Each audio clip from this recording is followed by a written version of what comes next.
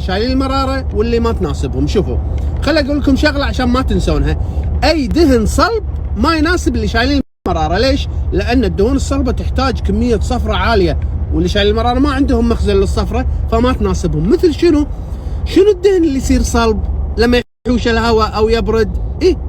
الزبده، بعد زيت جوز الهند، بعد السمن، واي زيت يصير صلب ما يناسب اللي شايلين المراره. ليش؟ لان سلسلته طويله، يحتاج يعني وقت ويحتاج كميه صفرة عاليه.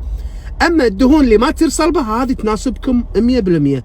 نفترض كليته وزبده مثلا بعزيمه بعرس او سمن، فراح ياذيكم، يمكن راح يصير اسهال. شنو تسوون؟ دخلوا مكمل املاح المراره، كذي عندكم صفرة شويه وعندنا املاح المراره، تكسر الدهون الصلبه اكثر. واضح؟ بالنسبه حق الاشخاص اللي عندهم اليوريك اسيد زايد، عندهم الاملاح، طبعا اليوريك اسيد اذا زاد يتراكم بالمفاصل ويسبب الام ومشاكل صحيه.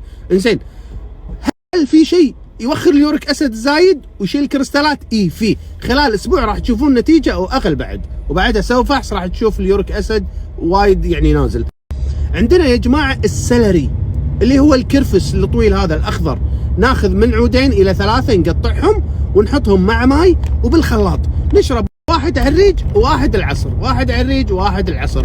خلال اقل من اسبوع راح تشوف اليوريك اسيد كله متكسر. لان السلري شنو يسوي؟ يقوم يكسر الاملاح اللي متراكمه على المفاصل. طبعا موجود ينباع بكل مكان، اللي هو قلت لكم السلري او الكرفس، هما واحد، فعشان شي قلت لكم الاسمين. خلينا نتكلم شوي عن البشره الجافه. طبعا منو مسؤول عنها؟ اللي يخلي البشره رطبه؟ فيتامين اي. جيد، فيتامين اي طبعا مهم حق البشره، وزائد مهم حق الاغشيه المخاطيه. اي شخص في بلقم في احتقان ضروري جدا فيتامين اي، وحتى اللي فيهم شخير عندهم ارتخاء سويت حلقه كامله هم يستخدمون فيتامين اي. ولكن فيتامين اي ما راح يشتغل اذا مو موجود الزنك. الزنك هو اللي يشغل فيتامين اي. يعني مثلا شنو؟ شخص ما ياكل اغذيه تحتوي على الزنك وياخذ فيتامين اي، لان فيتامين اي ينحل بالدهون فمتوفر بكل اكل. زنك ناقص عندك، فيتامين اي وجوده وعدم وجوده واحد. انزين، شنو ناخذ؟ لازم ناخذ الزنك، تاخذه من الاغذيه او تاخذه من المحاريات، من اكلات بحريه، كيفك.